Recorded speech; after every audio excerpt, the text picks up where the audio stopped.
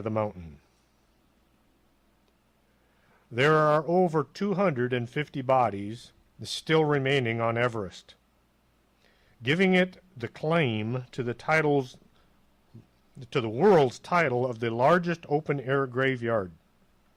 While most deaths occur due to avalanches, falls, and exposure to the harsh climate, the area known as the death zone holds a terribly high body count and comes with its own unique set of problems.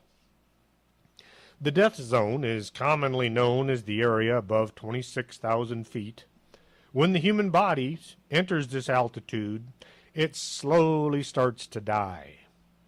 Then it becomes a race against the clock for climbers to make it from this mark to the peak and back again before their body fails them. Since oxygen at this level is only a third of what it is at sea level, the climbers may find themselves sluggish, disoriented, and fatigued. The pressure makes weight feel 10 times heavier and causes extreme distress on your organs. Because of these severe effects, climbers usually only have a window of about 48 hours inside the death zone and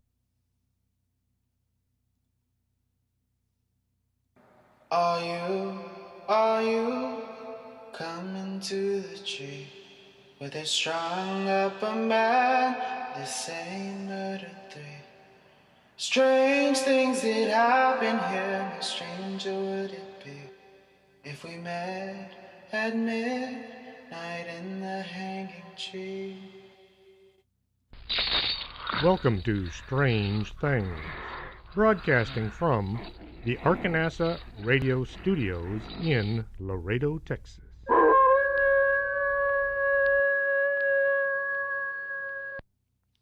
And welcome to the show. I'm Chris James, your host. This is June 24th, 2017, season number 2, episode 25. Tonight we're going to be talking about people who have simply vanished into thin air.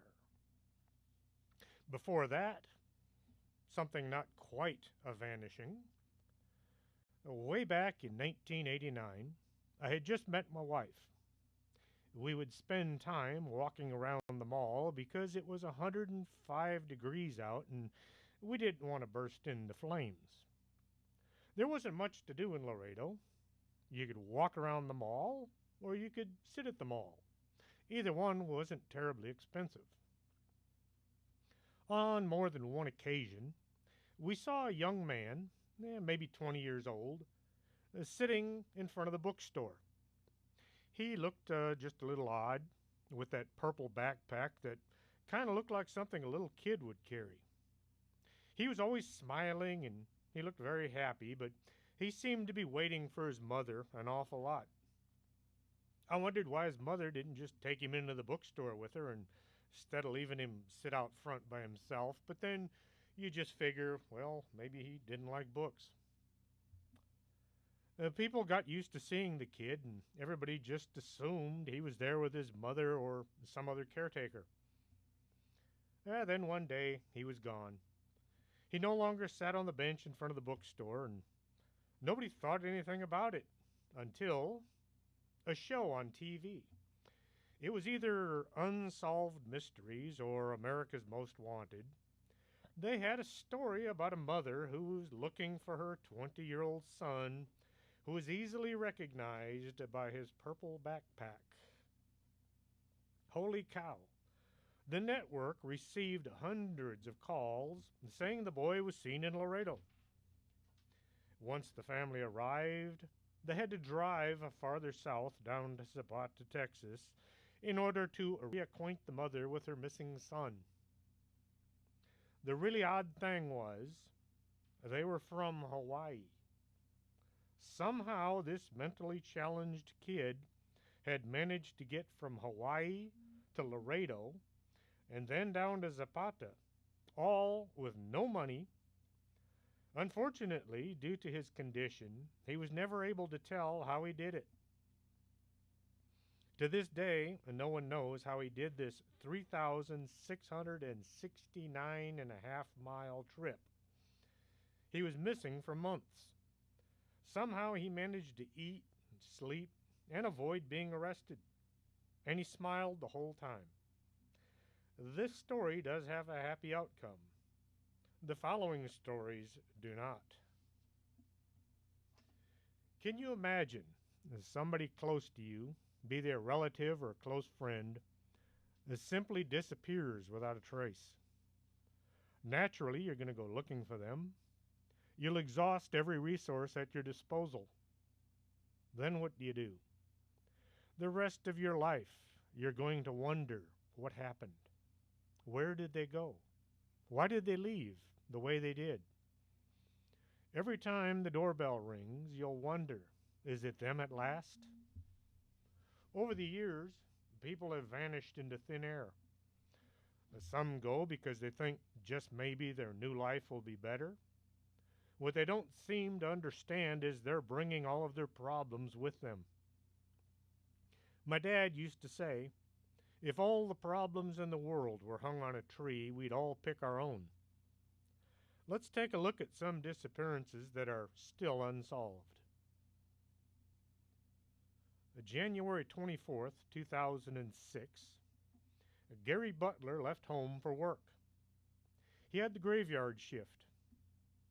He lived in Risco, Missouri, along with his wife and 2 sons. Once he returned home the next morning, he saw his wife's Jeep was parked in the driveway. He entered the house like he did every day, expecting everything to be just like it was each and every time he'd gotten home. His wife, Teresa, wasn't there. He strolled through the house looking for her, but not really worried. Her purse was gone, as well as a few things, but her jacket was still there. He checked on his 2 sons, and they had no idea their mother was gone. Missouri in January gets very cold. Her Jeep was still there. Why would she step out to go shopping or visit a neighbor and not take her jacket and her vehicle? Gary got worried and finally began calling people. He called her friends. He called her mother. He began to worry a lot as the list of people who should know but didn't grew longer. Finally, in desperation, he called the sheriff's department. The authorities examined the doors and windows but found no signs of forced entry. A key had been broken off in the front door lock, and the porch light had been unscrewed. Next, they ran a check on her cell phone. Teresa, or someone, had made phone calls at 3 o'clock in the morning. The person called that didn't know Teresa or Gary. They said they could tell someone was on the line, but they never said anything. Teresa's wedding ring was found on the floor under the couch. Later, a cell phone call was placed from Teresa's phone to 2 elderly women. Neither of them knew her or anything about her disappearance. A PlayStation game was missing along with a video camera. The sheriff's department found a video camera in a ditch not far from the home, but it had no film in it, and it was never positively identified as being hers. There was no evidence the couple were having any troubles. None of their friends ever mentioned any arguments or fights. Teresa's family all said Gary was a good husband. Teresa loved her kids and never said things to indicate she wanted to leave. And if she did decide to just run away, why not take her Jeep? Why did she leave without a winter coat? What's up with those phone calls to people she didn't know? Today, the case of Teresa Butler is still open.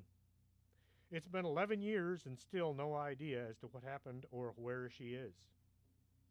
If you feel like you might just know someone who acts as if they have some deep, dark secret from the past, type in a search as Teresa Butler missing and see if your mystery woman looks like her.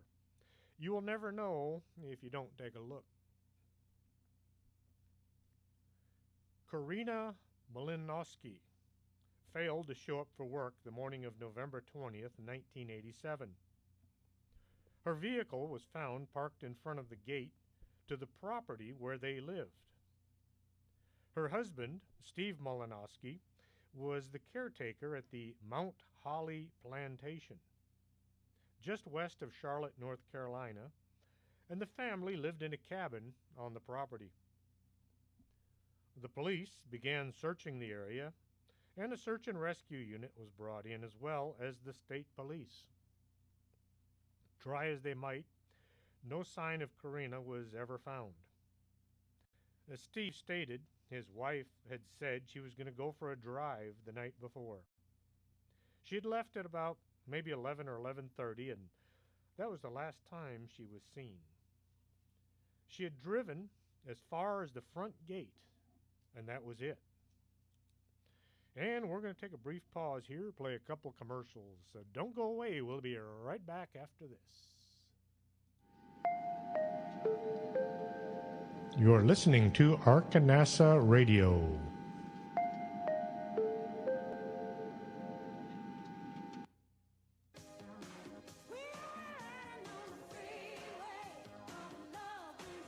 Do you have skin? Would you like to take better care of it? Call Lourdes James, independent beauty consultant, and set up an appointment. Call 723-3019.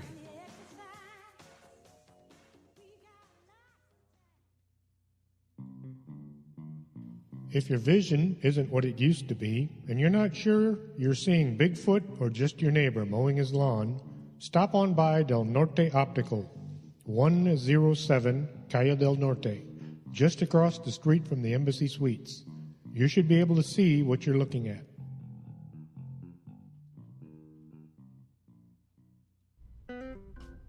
Are you looking for a great cup of coffee, but you just don't know where to look? Swing on by the Organic Man Coffee Trike, 1002 Iturbide, Suite number 7. They serve only the best coffee around. Not into coffee? They also have a wide selection of teas. It's a great place to meet friends or just spend time with a good book. The Organic Man Coffee Trike. Life is too short to drink bad coffee.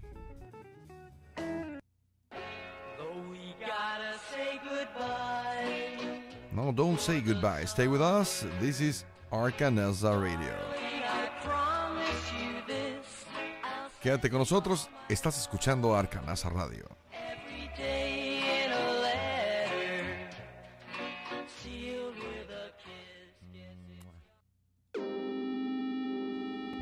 You're listening to Strange Things with Chris James. And welcome back to the show. We were just talking about how Karina had vanished into thin air. Karina's parents had no idea where she'd gone or why. Just to make matters worse, October 8th, 1988, Annette, the 11-year-old daughter of Karina, walked down to the bus stop on her way to school. The several passing motorists saw her sitting at the bus stop, waiting for the school bus. When the bus arrived, the young girl wasn't there, so the driver went on to the next stop. It wasn't until school ended and Annette failed to come home that her stepfather began to worry. He walked to the bus stop and he looked around. On the ground was a note written in pencil. It said, "Dad, Mama came back. Give the boys a hug." Authorities examined the note. It looked as if it had been written by Annette, but it looked as if she was being forced to write it. A new search was implemented, and once more the entire area was gone over. No sign of the young girl was ever found. The theories began to fill the vacuum left by the two missing. Some said the mother had wanted to run away, and then she came back for her daughter. But why leave the two young boys behind?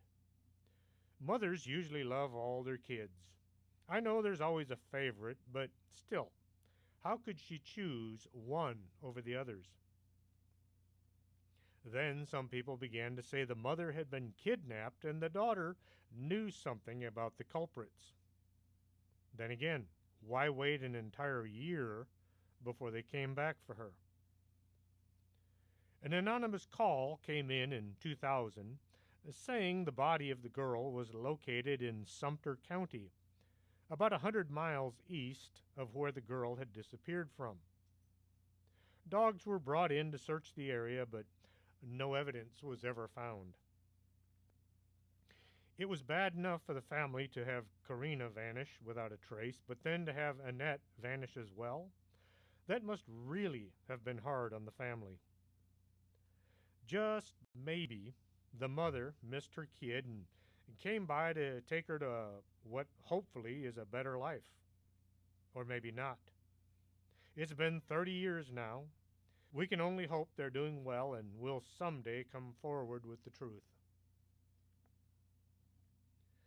Cynthia Jane Anderson was a 20-year-old legal secretary working in Toledo, Ohio. She had been receiving harassing phone calls from some unknown individual, and this had prompted her employer to install a panic button on her desk, which would ring next door. She always kept the doors locked as well. On August 4th, 1981, her boss walked into the office to find Cynthia was not there. The radio was on, and her desk looked as if she had just stepped out. On her desk was a romance novel, open to a page where the heroine was abducted at knife point.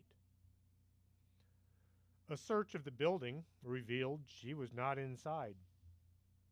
Her car was parked out front, but her purse and keys were gone. Police began to suspect Cynthia had simply run away. But when they checked her bank account, there was a large sum of money still there, and no withdrawals had been made recently. No one who knew Cynthia had any idea as to where she had gone or why. Her father said she was a very quiet and obedient type of girl. She never made waves with either himself or her mother. And she had lots of friends. She was the type of daughter that you just enjoyed. Just a beautiful young girl. 1 month later, September 1981, a strange phone call gave police a possible lead. According to Detective Adams, a woman called to report that she had received a phone call from Cindy, who was being held in the basement of a white house. She said that she was scared and she was talking in a low whisper. She kept saying that she had to go. The woman begged her to stay on the line and give her more information. Try giving her an address, something that could be acted on. A short while later, she called again. The lady mentioned that Cynthia said there were 2 houses side by side that were both owned by the same family, and that the family was out of town. Their son was home, and he was the person holding Cynthia in the basement.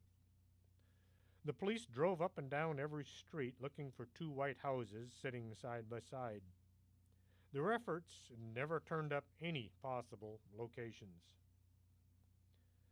Police had developed several leads, but they were all wound up going nowhere.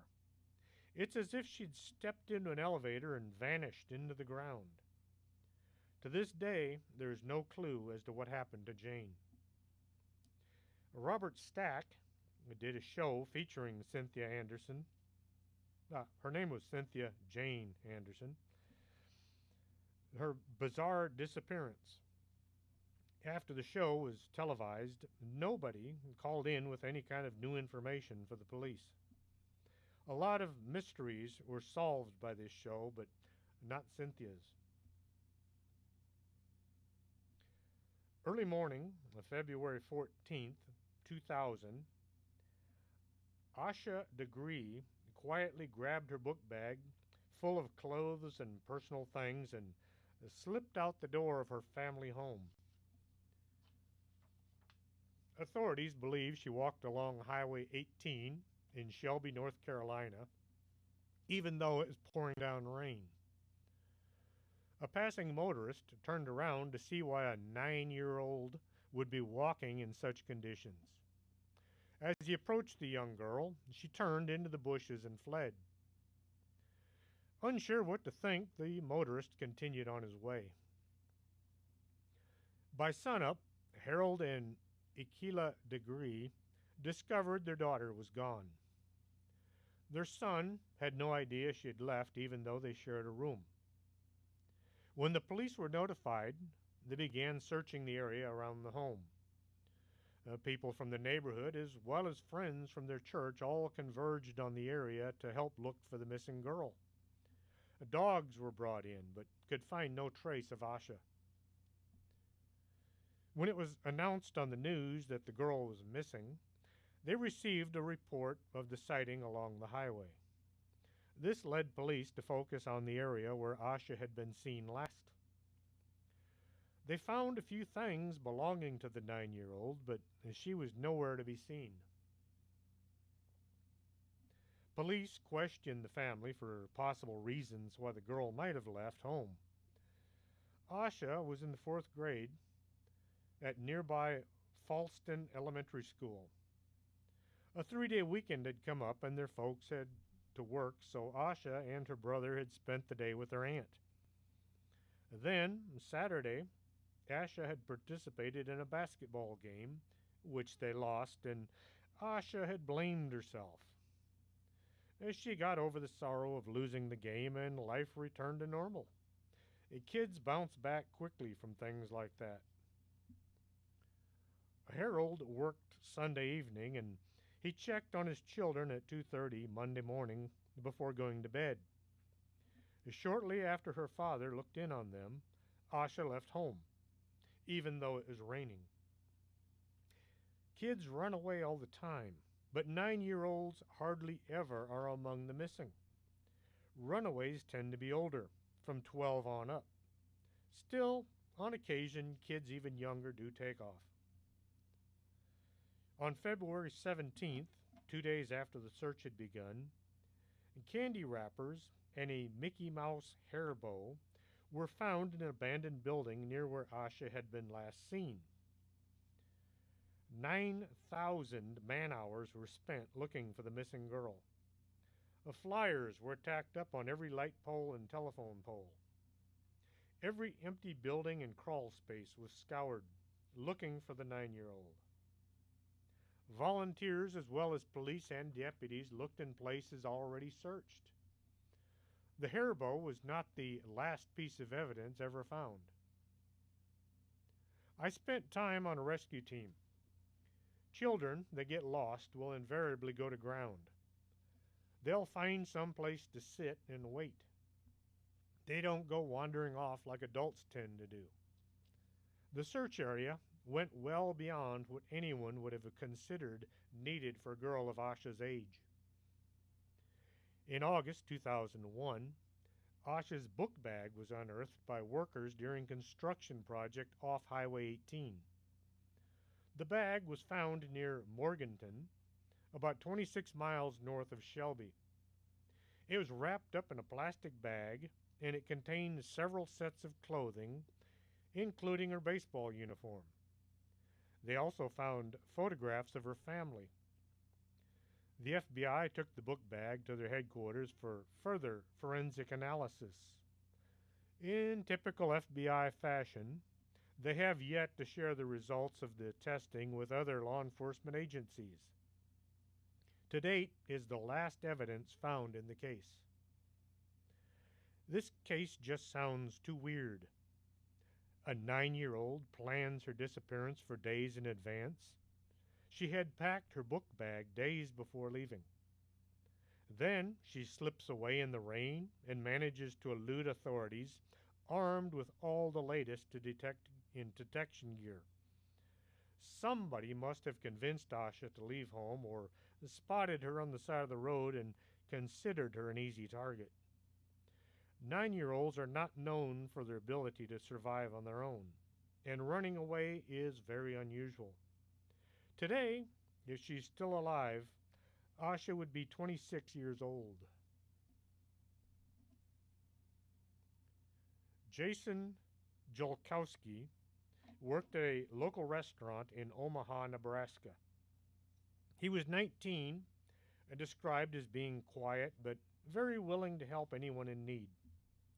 In school, he used to help a boy in his class get from one class to the next in a wheelchair. On June 13th, 2001, his boss called and asked him to come into work to cover a coworker that had called in sick. Jason said he was on his way. Now, his car was in the shop, so Jason called a second coworker and asked for a ride. They arranged to meet in front of the high school near his house. Jason got dressed for work in black dress pants and shoes. He was going to carry his shirt to keep it from getting messed up.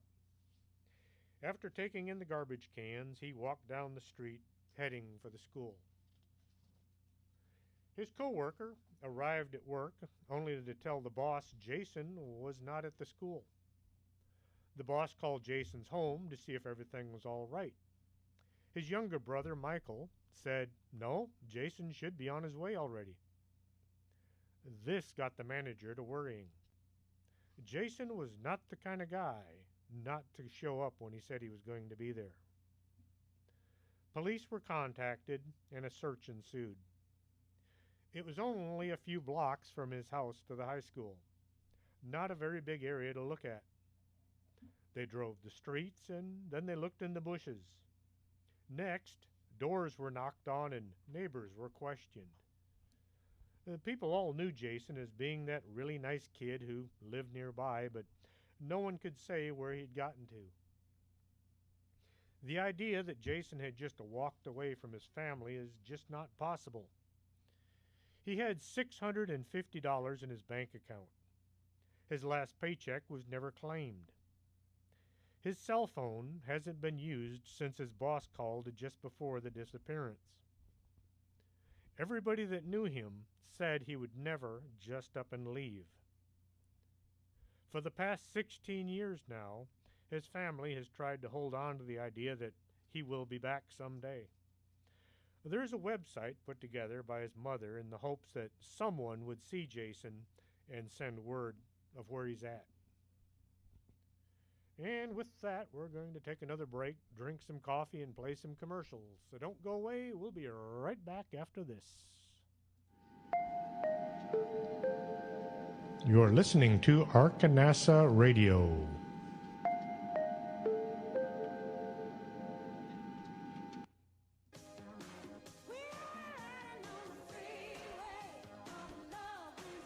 Do you have skin? Would you like to take better care of it? Call Lourdes James, independent beauty consultant, and set up an appointment. Call 723-3019.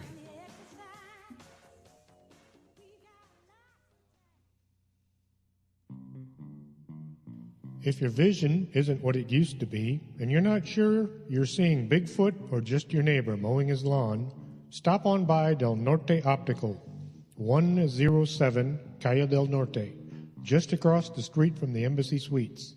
You should be able to see what you're looking at.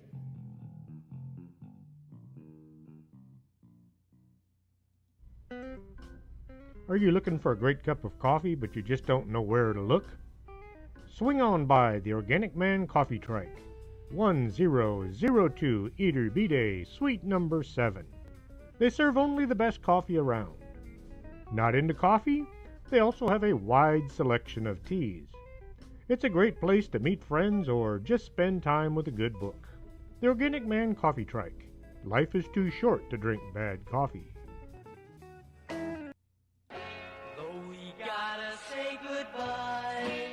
No, don't say goodbye. Stay with us. This is Arkanasa Radio. Quédate con nosotros. Estás escuchando Arkanasa Radio.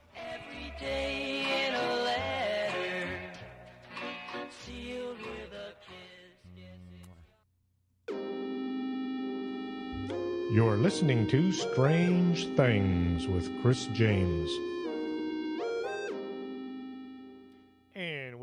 the show. I hope nobody else out there has disappeared since we started this discussion of people that have gone missing.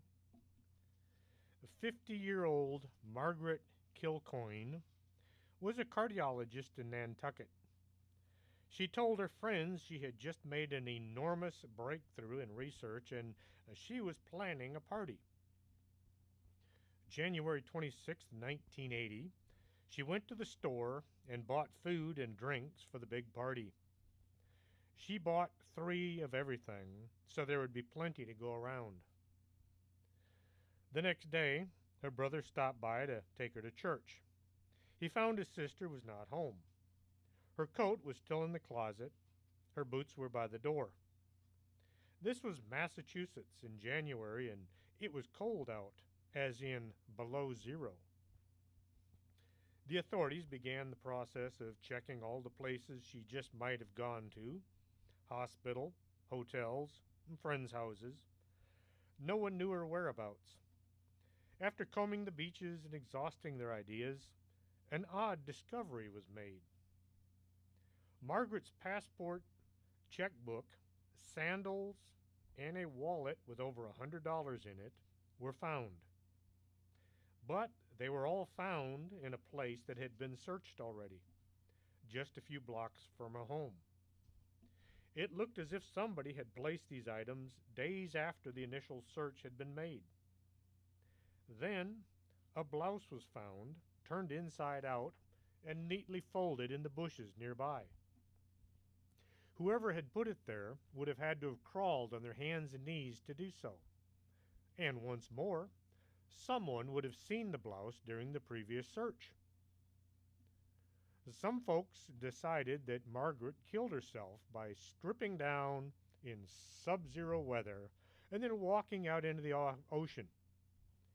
Then some mystery person, for their own weird reasons, went around leaving clues as to her death days later. Others say she staged her own disappearance, running around talking about her big discovery and then slipping away into the night without her coat or boots. She decided to walk away in the cold instead of drive, just walk away from her $200,000 home and her career. Before her vanishing act, Margaret had mentioned to her brother she thought she was being watched at work. Could a jealous co-worker have been envious of her discovery and took steps to do away with her? Or did she really decide life wasn't worth living, even though she seemed quite pleased with her work and her lifestyle? Until a body is found or somebody confesses to the crime, this case will remain a mystery. Zeb Quinn went missing on January 2nd, 2000 in Asheville, North Carolina. Quinn was 18 years old and he worked at a Walmart in Asheville when he disappeared. At the end of his shift, Zeb had met with his friend, Jason Owens, to drive over and look at a car that Zeb was interested in buying. Zeb drove his car and Jason followed. They stopped for gas and they were videotaped by the station's closed-circuit camera. Owens said that Zeb received a text and he had to make a phone call. He became somewhat frantic after the call and they canceled their plans to look at the car, and then he drove away, hitting Owens' car as he left, leaving a small dent. Zeb's mother called and filed a missing persons report the following day. Then the story gets weird. Police checked the phone records on Zeb's phone and found out that the call that started the whole vanishing act was placed from his paternal aunt's house, Ina Ustich, who he seldom ever spoke to or visited. Miss Ustich told police she was having dinner with her friends Tamara Taylor, who just happened to be the mother of Misty Taylor, the girl Zeb was interested in. Misty and her sometimes boyfriend Wesley were also at dinner with Miss Ustich. Miss Ustich said that she didn't place the text to Zeb, but She believed that somebody had broken into her home because things had been moved around. 2 weeks later, after the disappearance of Zeb, his car was found parked near the hospital where his mother worked. Inside the car was a Labrador puppy and a jacket that didn't belong to or fit Zeb. Somebody had drawn a pair of lips on the back window of the car as if trying to attract attention to it. Christy Schoen was a Spanish-born chef. She became known as a contestant in the eighth season of the Food Network series Food Network Star. She was eliminated during the first show. She was reported missing March 2015, along with her husband. Police began looking into this case only to come up with one suspect, Jason Owens, the same guy that had been with Zeb 15 years previous. A search of his home turned up the remains of Christy, her husband, and unborn child inside Owens' oven. He had been trying to cremate the bodies. Owens later admitted to killing Schoen and her husband in March of 2015. He also pleaded guilty to 2 counts of dismembering human remains. In a plea deal, his attorney reached with Buncombe County District Attorney Todd Williams. Owens was sentenced to spend a minimum of 59.5 years to a maximum 74.5 years in prison. Owens never told authorities whether or not he had anything to do with the disappearance of Zeb Quinn. So, the matter of what became of Zeb is still a mystery, as is where he got the text from and what finally happened to him. The trailer where Owens had killed Christy burned down to the ground shortly after the gruesome discovery. Maura Murray disappeared on the evening of February 9, 2004, after a minor car wreck on Route 112 in Haverhill, New Hampshire. Murray had been a nursing student at the University of Massachusetts Amherst. On the evening of February 5th, while working a campus security job, sitting at a desk and checking passes, Maury had a phone conversation with her sister. Towards the end of the call, her sister said that Maury broke out in tears. Shortly after, her supervisor found the student sitting at a desk, staring into space. She was unresponsive for a few minutes. After a partial recovery, when asked what was wrong, all she said was, "My sister," but she didn't elaborate. She was taken back to her dorm room, where she stayed. On the afternoon of February 9th, before Maury left campus, she emailed her professors and work supervisor stating that she was taking a week off due to a death in the family. Oddly enough, no one in her family knew of any deaths. Police initially treated her case as a missing person investigation. They thought she wanted to disappear. This speculation was due to her travel preparations and the lack of evidence of foul play. While driving on Route 112, Maury may have skidded on ice and slammed into a snowbank. She was asked by a passing motorist if she was all right, and she responded by saying that she had called AAA for assistance. 10 minutes later, the car was found by the police. The officer looked around for the driver, but no one was in the area and nobody knew where she had gone. The young student was nowhere to be found. A check of her phone records found that there had never been a call to AAA. February 11th saw the real search begin. Dogs and deputies checked every conceivable place she might have wound up at. Then a check of all hotels and motels was tried. Lastly, all the hospitals within the area were checked. No one knew where she had gotten to.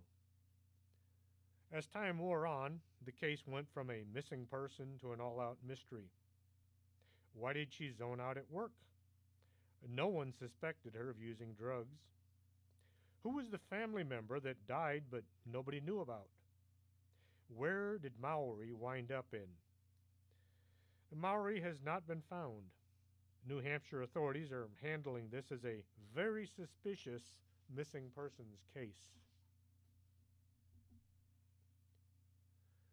At 13, Nicholas Barclay was what you would call a problem child. He spent more time in detention than in his classroom.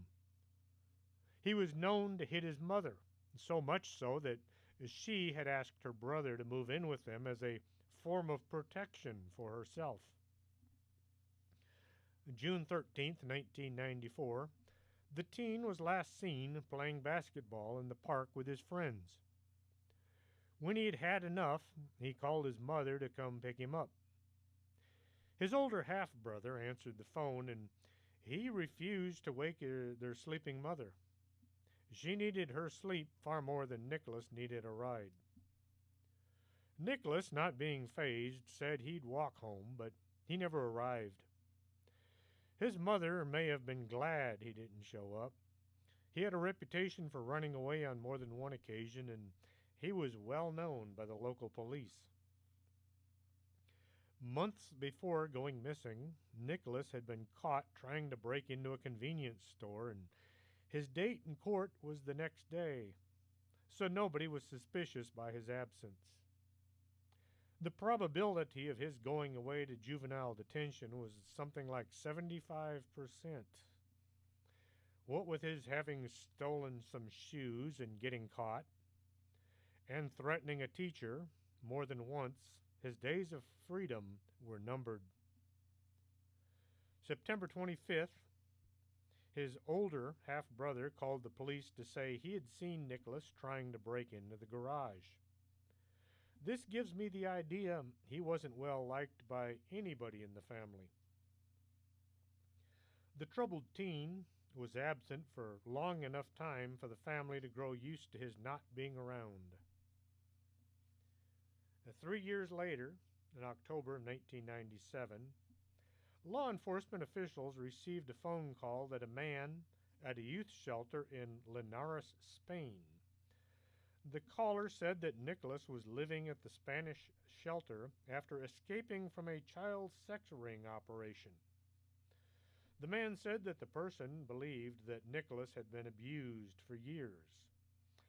I'll keep my comments to myself about that. You have to take care of family, no matter how much you'd rather not. Nicholas's sister flew to Spain. She identified the person as being her brother and brought him back to San Antonio.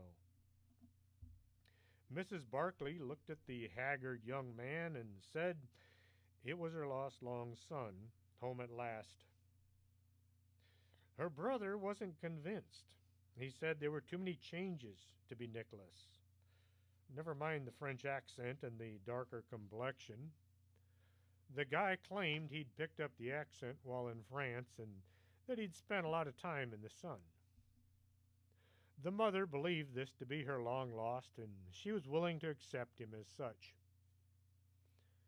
The new Nicholas refused to allow his fingerprints to be taken or have a DNA test performed, so the FBI got a court order and they took what they needed. Surprise, it wasn't Nicholas Barclay. I wasn't surprised, but then I read the story first. The fingerprints identified the man as Frédéric Pierre Bourdon, a 23-year-old French citizen who was posing as Nicholas, a 16-year-old. Bourdon had a criminal history in Europe and had used many aliases. So the Frenchman was turned over to immigration for deportation hearings, and the whereabouts of the real Nicholas came up once more. Bourdon pleaded guilty to passport fraud and perjury in 1998. He admitted he had posed as Nicholas after getting the missing boy's information from a missing child center in France. After Borden was exposed, he began making several contradictory statements about Nicholas. First, he claimed he had known Nicholas in Spain and that he was still alive. Then Borden claimed he had proof that Nicholas was dead, but couldn't produce it. Later, he denied having ever met Nicholas at all and stated he knew nothing about the case. Borden was sentenced to 6 years in prison. The judge threw the book at Borden for all the grief that he had brought to the Berkeley family. As for the real Nicholas, he's still listed as missing. No one knows, or if they do, they're not saying, where the delinquent is right now. I wonder how much of an improvement Borden had been over the kid he was pretending to be. And we're going to take another brief pause for some commercials and some coffee, so don't go away. We'll be right back after this. You're listening to Arkanasa Radio.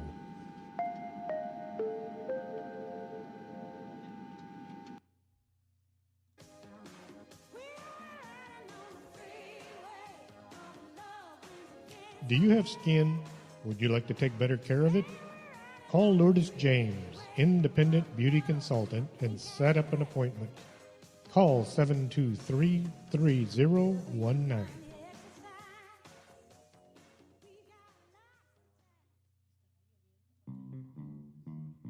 If your vision isn't what it used to be, and you're not sure you're seeing Bigfoot or just your neighbor mowing his lawn, stop on by Del Norte Optical, 107 Calle del Norte, just across the street from the Embassy Suites. You should be able to see what you're looking at.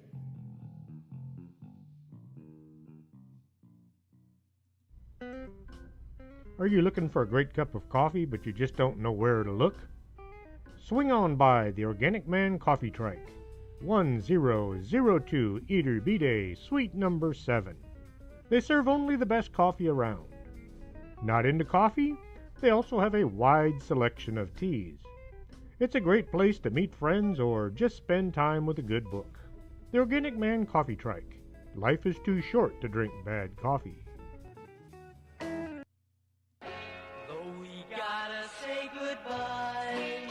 No, don't say goodbye. Stay with us. This is Arkanasa Radio.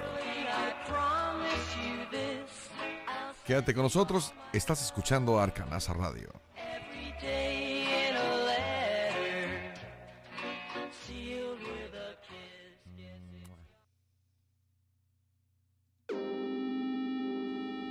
You're listening to Strange Things with Chris James.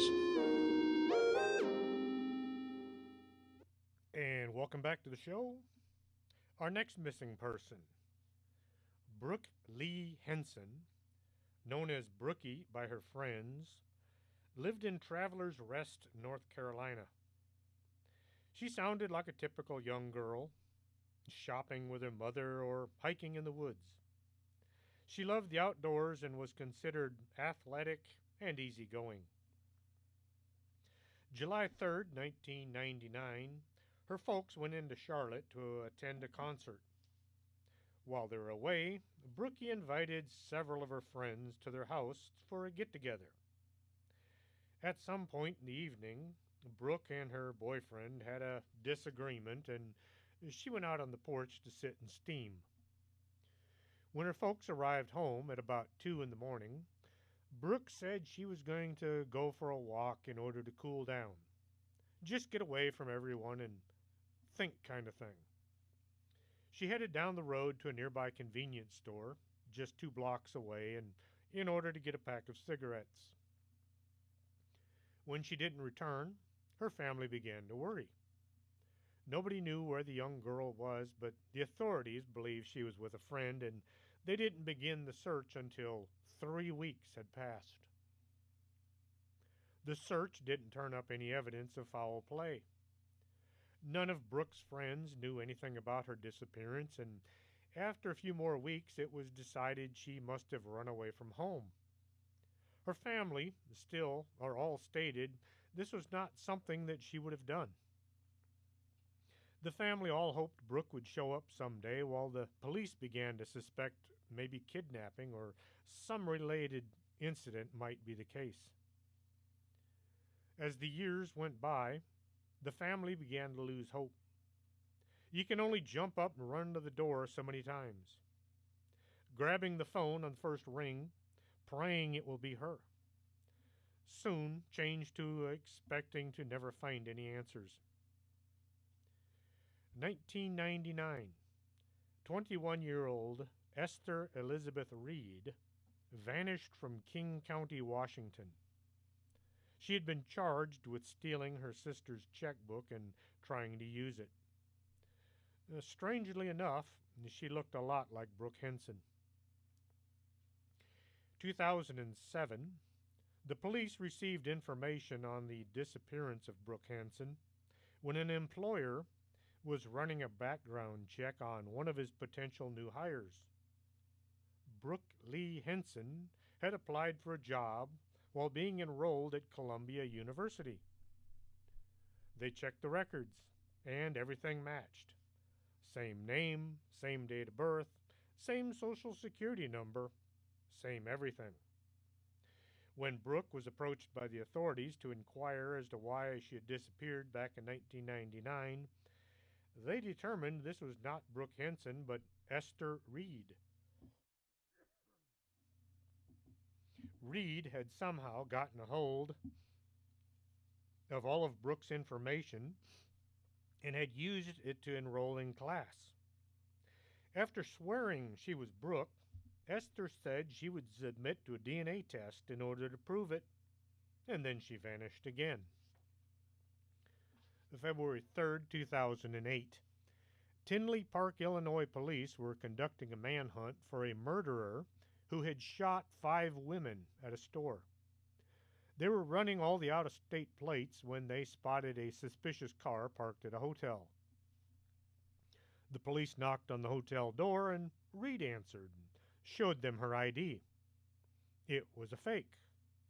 Maybe good enough to pass at a liquor store, but not with the police. So she was arrested and taken down for questioning. After a few minutes, Reed confessed to ID theft as well as a few other crimes. But the worst thing I ever done, I mixed up all this fake puke at home, and then I went to this movie theater, hid the puke in my jacket, climbed up to the balcony, and then I made a noise like this.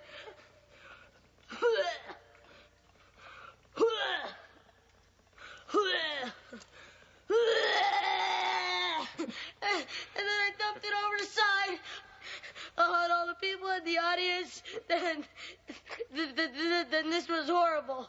All the people started getting sick and throwing up all over each other. I never felt so bad in my entire life.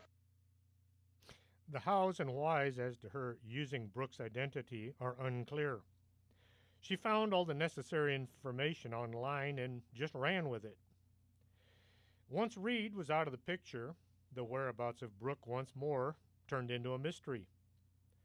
No one has found any leads in this case in the last 18 years. Graduation. The end of one lifetime and the beginning of a new one. 12 years of studying and learning, and to some, this is their whole life. Then they graduate and move on to a new set of problems. Susie Streeter and Stacy McCall graduated from Kickapoo High School on June 6, 1992. They attended several school parties to hang out with classmates and do all the things kids think they need to do with their closest friends. The original plan had been that they would stay over with a friend, Janelle Kirby, that night, but at the last minute, they decided the place was just way too crowded, and so they drove back to Streeter's home that she shared with her mother, Cheryl Elizabeth Levitt. The following morning, about 9:30, Kirby and her boyfriend drove over to pick up Susie and Stacy. They were en route to a water park to finish off the high school graduation celebration. Knocking on the front door, they found it was unlocked, and so Janelle stepped inside to get her two friends. No one was home. The family dog was there and acting quite upset. As Janelle stood there in the living room, the phone rang, and so she picked it up. Somebody was making inappropriate suggestions of a sexual nature, so she quickly hung up. Shortly thereafter, the phone rang again, and once more she answered, and once more it was the same creep. Janelle's boyfriend had noticed there was some broken glass on the front porch, and not wanting anybody to get hurt, he swept it up and discarded it. Most people don't start thinking crime scene until after the fact. Not knowing what to think, Janelle and her boyfriend left en route to the fun-filled day at the water park, minus their two friends. They can catch up with us there. Several hours later, McCall's mother, Janice, after trying to call the house, drove over to look for her daughter. Once there, she saw that all three purses were sitting side by side on the floor by the front door. Her daughter's clothing was neatly folded and sitting on the bed. Everything was in place except for the three women.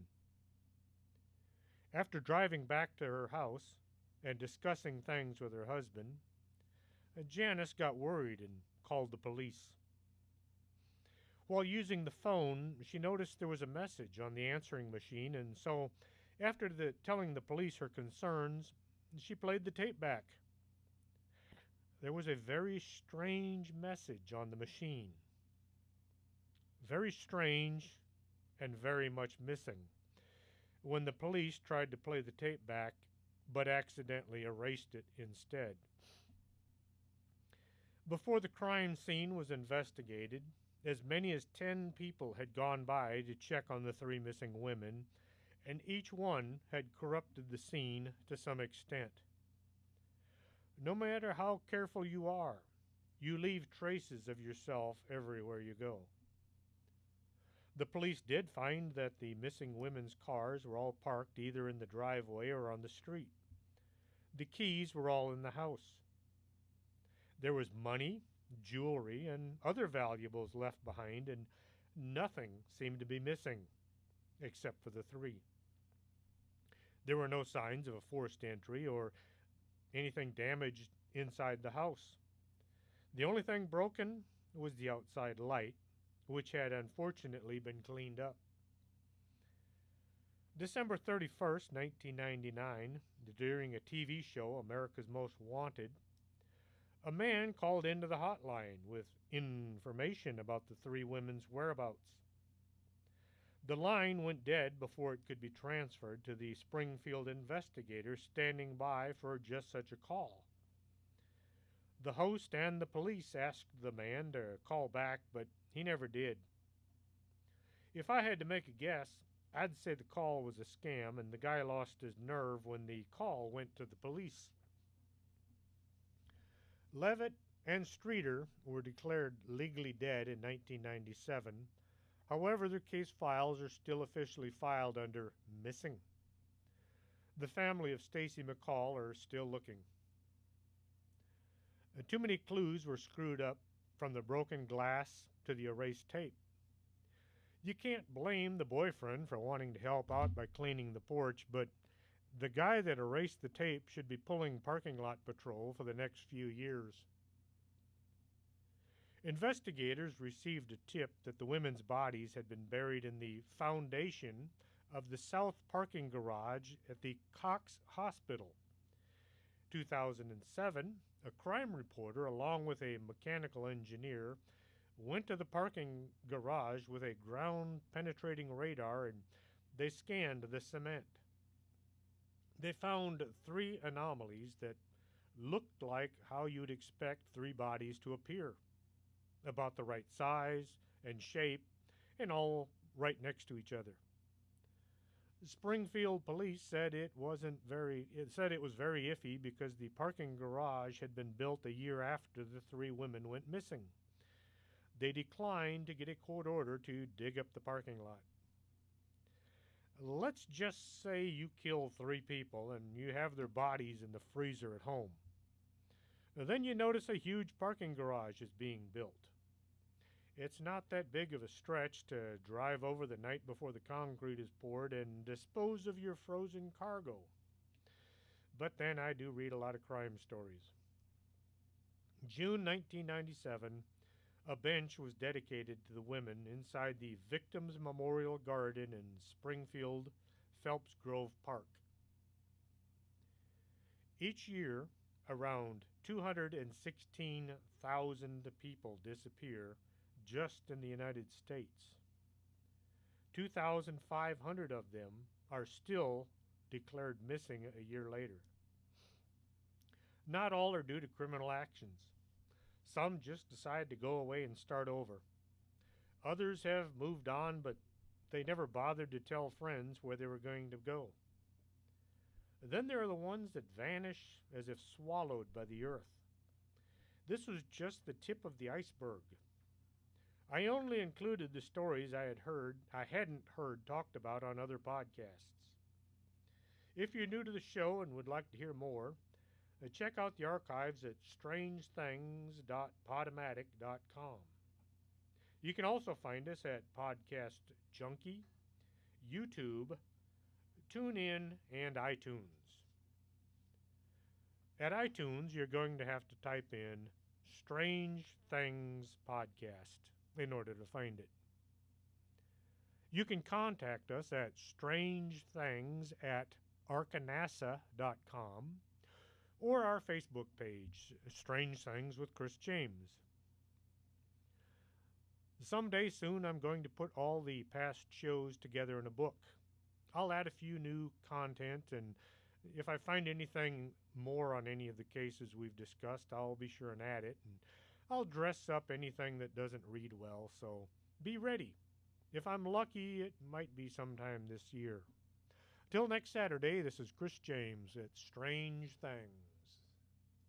Are you coming to the tree where they strung up a man?